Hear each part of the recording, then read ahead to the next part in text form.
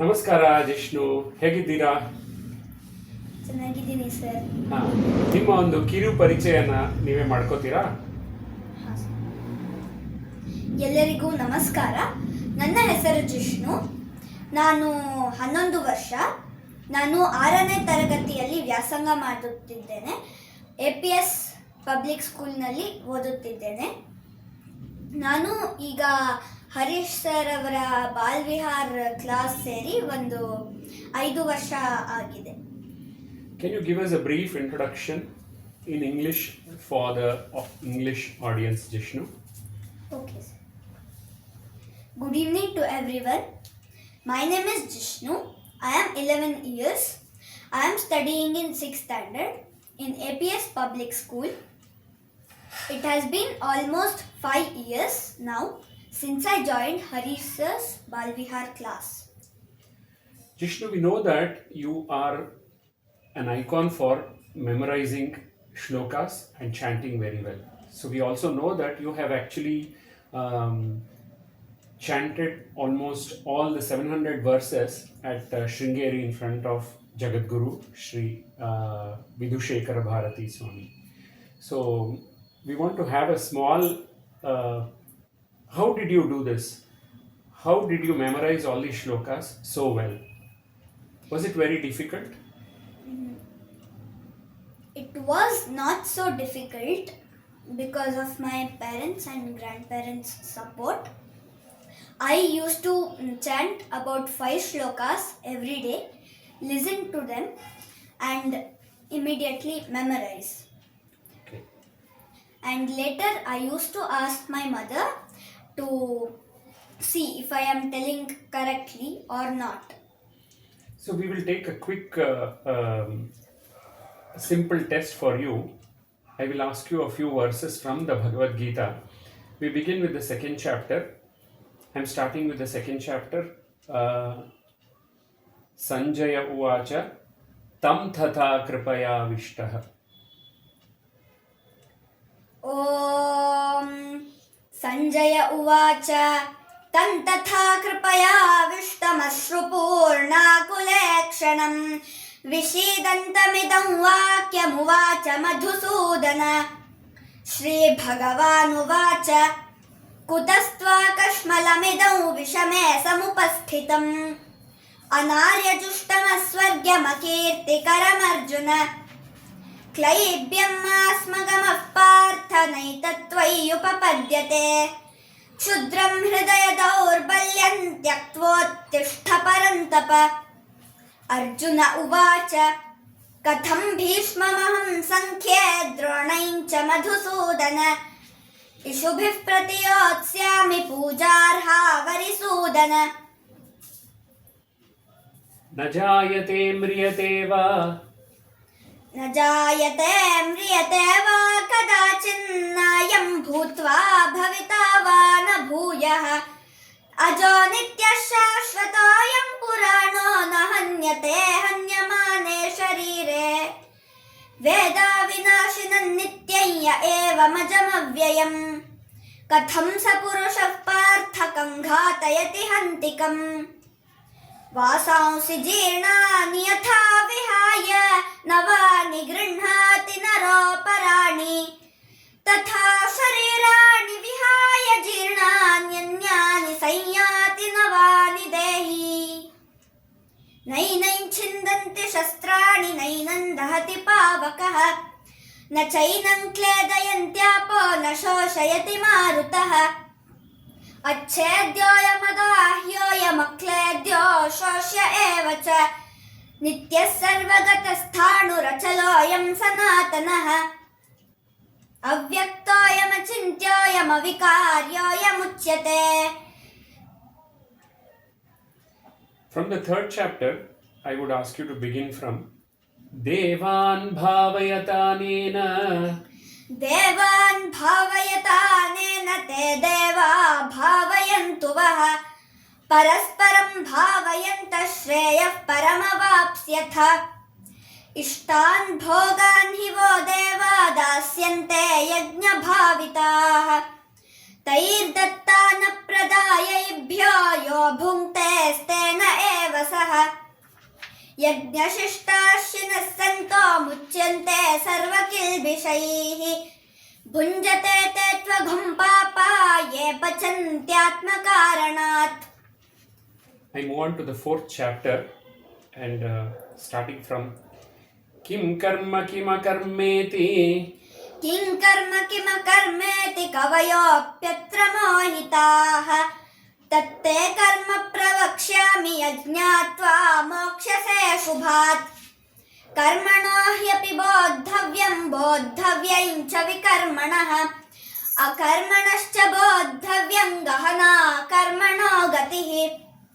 कर्मण्यकर्म यः पश्येद कर्मणि च कर्म यः स बुद्धिमान् मनुष्येषु स युक्तः कृत्स्न कर्म कृत. Yes. I'm going to the 5th chapter.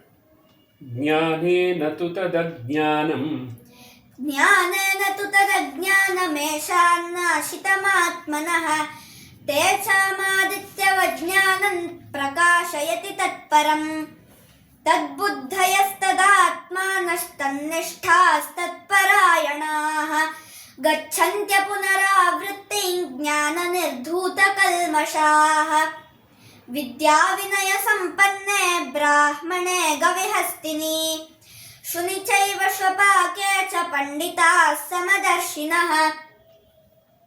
The 6th chapter.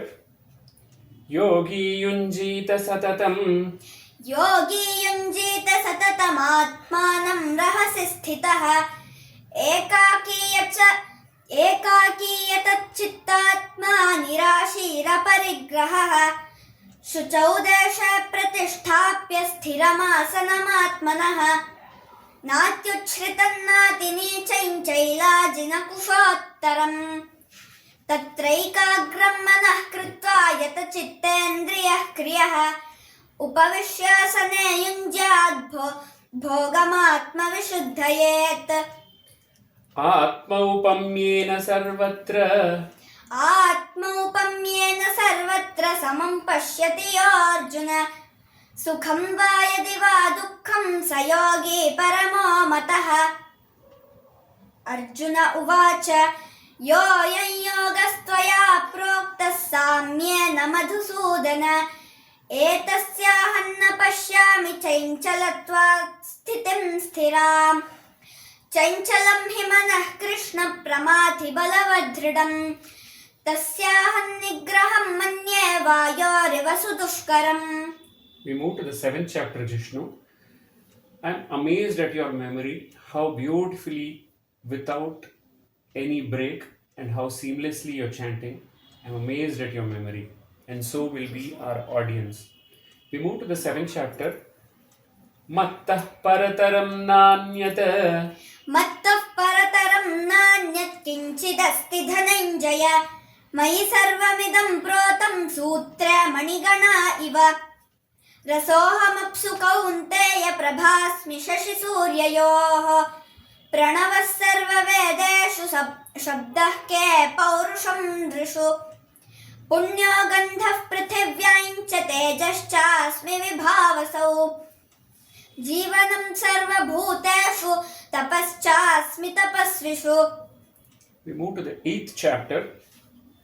Shri Bhagavan Uvacha Aksharam Brahma Paramam Shri Bhagavan Uvacha Aksharam Brahma Paramam Swabhavoddhyatmamuchyate Bhutabhavodbhavakaro Visargah Karma Sainitah अधिभूतैक्षरो भावः पुरुषश्चाधिदैवतम् अधियज्ञोऽहमेवात्र देहे देहभृतांवर अन्तकाले च मामेव स्मरन्मुक्त्वा कलेवरम् यः प्रयाति समद्भावं याति नास्त्यत्र संशयः. The 9th chapter. Shri Bhagavan Uvacha Idam tu te guhyatamam Shri Bhagavan Uvacha Idam tu te guhyatamam pravakshāmyanasūyave ज्ञानं विज्ञानसहितं यज्ञात्वा मोक्ष्यसे शुभात्.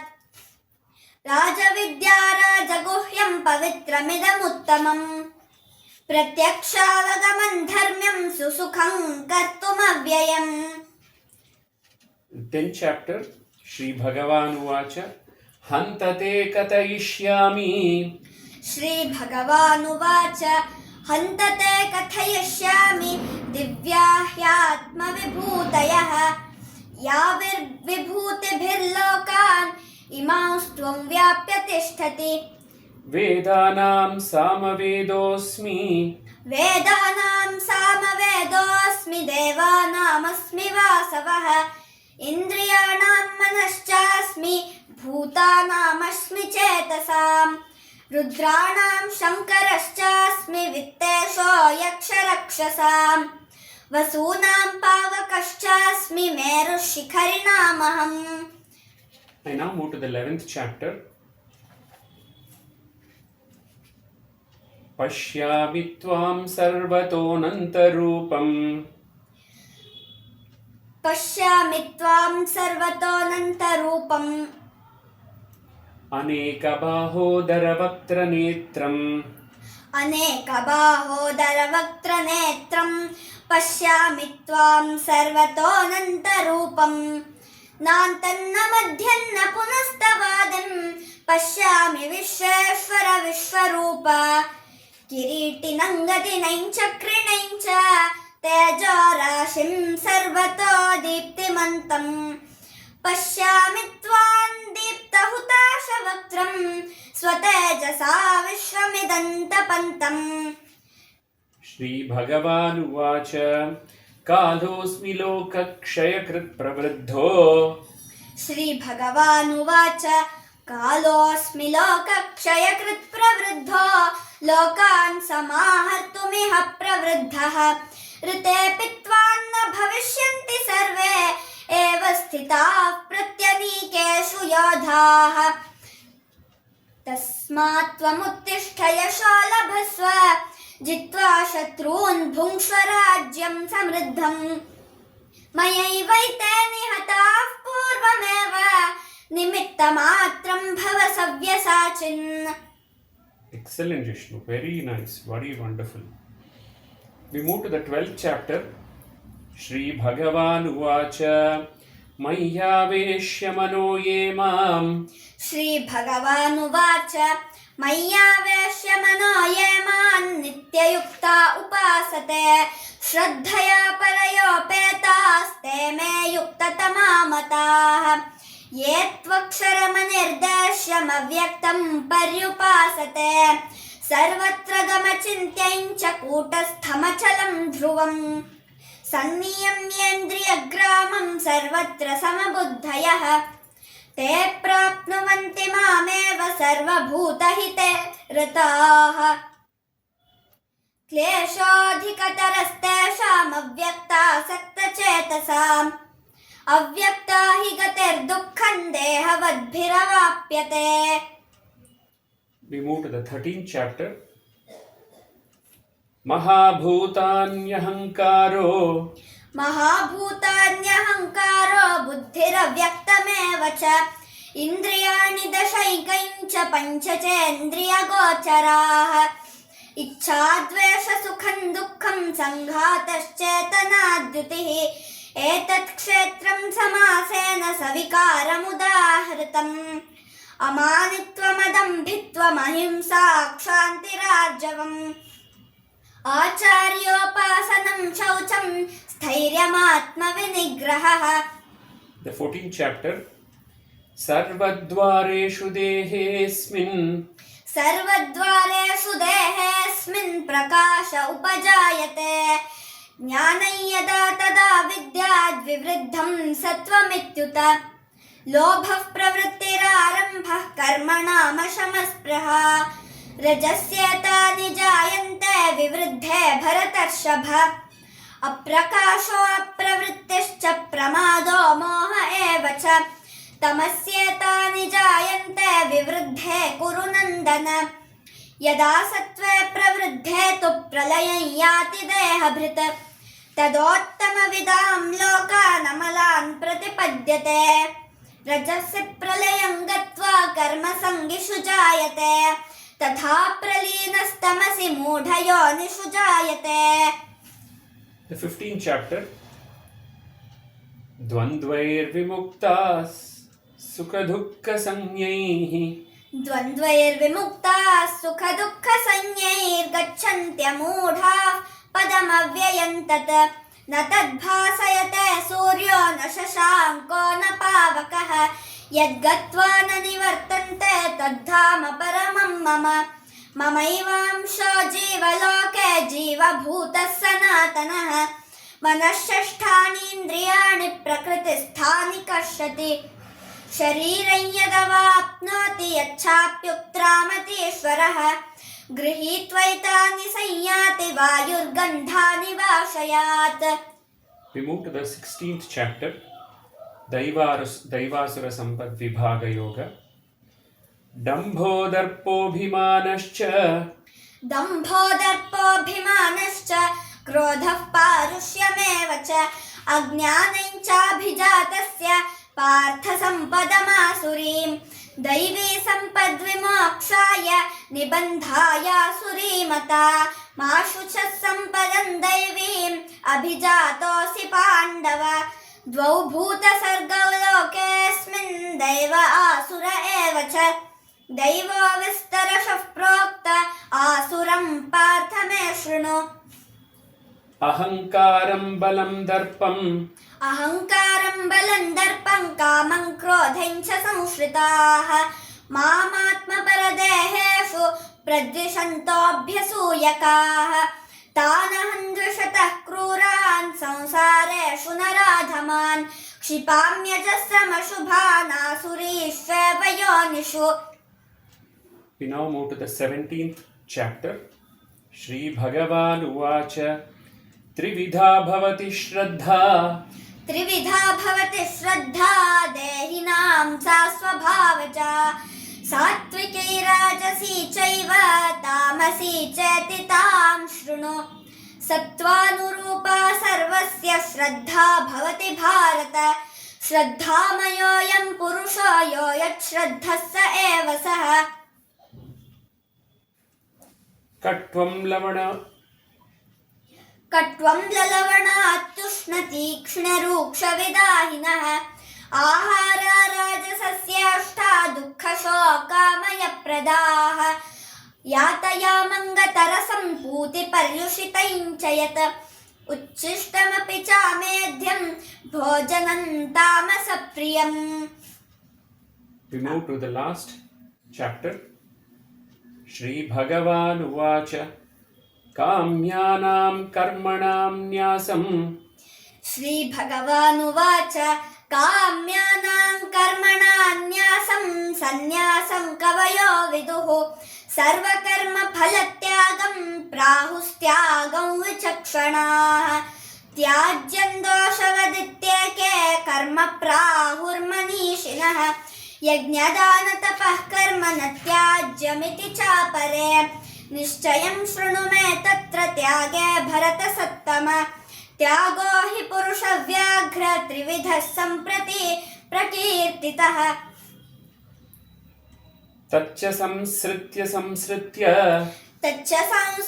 संस्मृत्य रूपमत्यद्भुतं हरेः विस्मयो मे महान् राजन् हृष्यामि च पुनः पुरः यत्र योगेश्वरः कृष्णो यत्र पार्थो धनुर्धरः तत्र श्रीविजयो भूतिर्ध्रुवा नीतिर्मतिर्मम यत्र योगेश्वरः कृष्णो यत्र पार्थो धनुर्धरः तत्र श्रीविजयो भूतिर्ध्रुवा नीतिर्मतिर्मम यत्र योगेश्वरः कृष्णो यत्र पार्थो धनुर्धरः तत्र श्रीर्विजयो भूतिर्ध्रुवा नीतिर्मतिर्मम.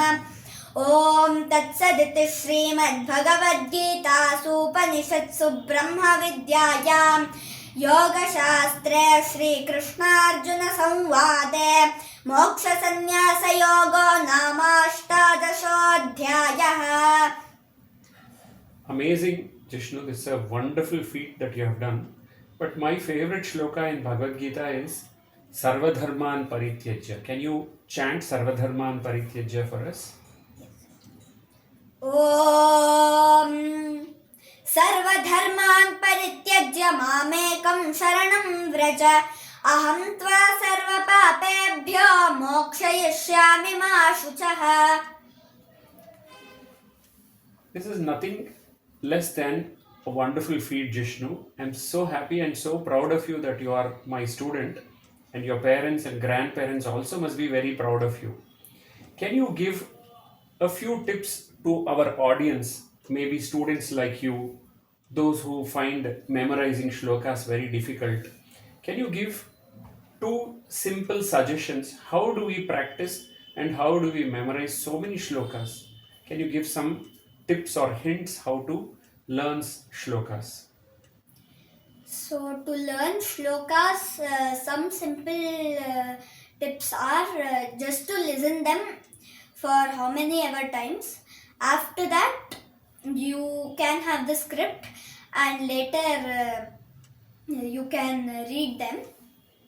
After that, you can just close it and try to tell it yourself. If you don't get it, repeat seeing the book and reciting it for many times as you want. After that, retry it and once again. Keep doing this until you get it, and yeah, the shloka will be in your mind. How did you feel when you got the 21,000 cash award from Sri Jagadguru Bharati Tirtha Swami or maybe Vidushekara Swami? How was your feeling? Can you tell us loudly? The feeling was I felt very lucky because I received it from Sri Bharati Tirtha Mahaswamiji. At that day exact, the this palace ground Kalyana Vrishti program was going on. So Vidushekara Bharati Swamiji was there, and I feel. So he was at Sringeri when you went and received. When I went and received, he was still in Bangalore. Okay. When I went to Sringeri, I felt very lucky to receive it directly from Bharati Tirtha Mahaswamiji.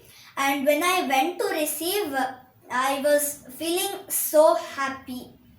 Excellent, very nice. Jishnu, what are your hobbies? What games do you play apart from memorizing these shlokas?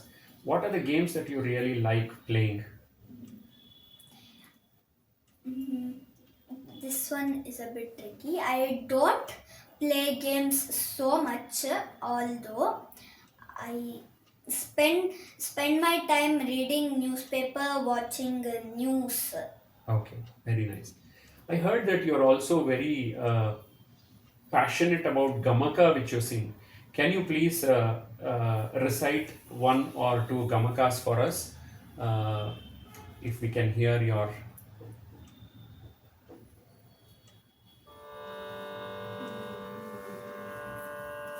So basically, Gamaka is we telling padyas that are in Shatpadis. Is it in Kannada or in Sanskrit? It is in Kannada. So we put raga, and there is this one main thing known as Padabhava Ragabhava Samanvaya, which means what the meaning of the word. The meaning of the word as per the context of the padya should match perfectly with how you singing. Like if there is a word like yeri means to go up. So you have to tell it from down like madhyasthai and go a bit up almost towards tarasthai. So this is one of the main features of Gamaka, which attracts people towards it. And who has composed this, Jishnu? There are many poets who has composed it. The first one and the main one of them is Raghavanka, who is the son-in-law of the famous poet, Hampe poet Harihara.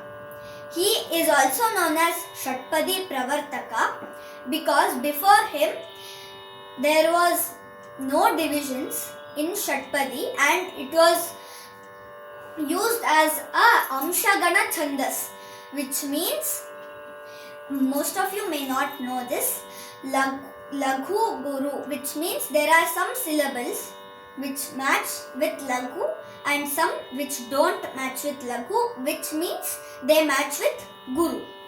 So, this type was not there in Shatpadi before Raghavanka.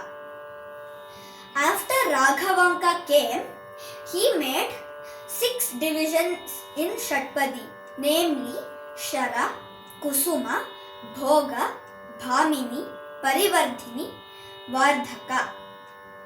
So, each of these type of Shatpadis has different number of matras, different number of matra kalas, which makes them unique.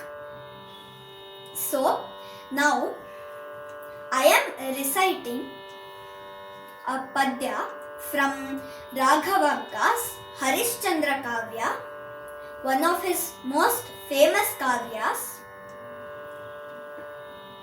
This raga is Arabhi, composed in Vardhaka Shatpadi.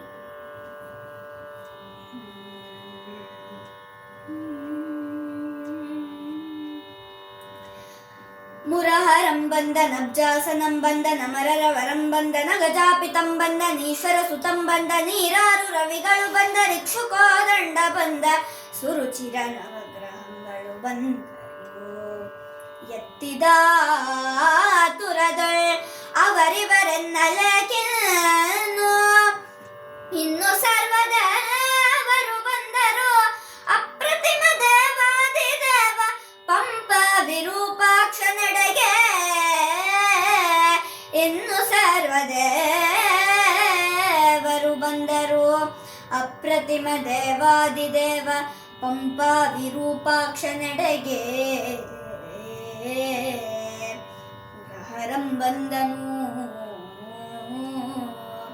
ಅಬ್ಜಾಸನಂ ಬಂದನು ಅಮರರವರಂ ಬಂದನು ಅಗಜಾಪಿತಂ ಬಂದನು ಈಶ್ವರ ಸುತಂ ಬಂದನು ಈರಾರು ರವಿಗಳು ಬಂದರು ಇಕ್ಷುಕೋ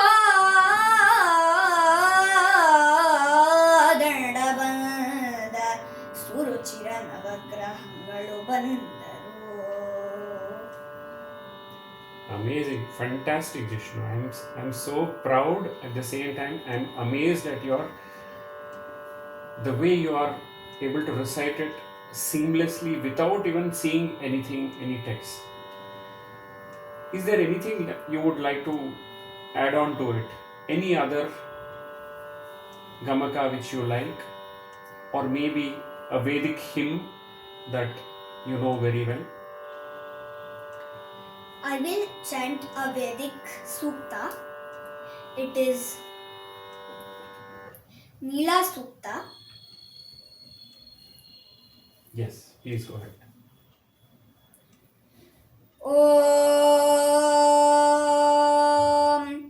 Nilan Devigam Sharanamaham Prapadye Sutarasitarase Namaha Granahi Ghrutavati Savitaradhipatyai Payaswati Rantirashano Astu Dhruvadisham Vishnu Patnya Ghorasyeshana Sahasoya Manota Brihaspatiर्मातरिश्वोता वायुस्सन्धुवाना वाता अभिनो गृणन्तो विष्टम्भो दिवो दरुणः पृथिव्या अस्येषाना जगतो विष्णुपत्नी महादेव्यै च विद्महे विष्णुपत्न्यै च धीमहि तन्नो नीला प्रचोदयात्.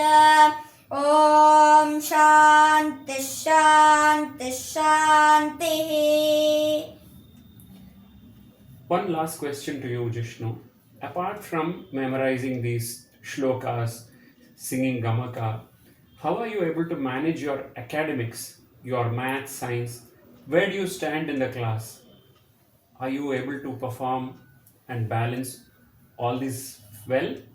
I am able to balance this very well because I have a dedicated schedule for all these other activities and other academic works.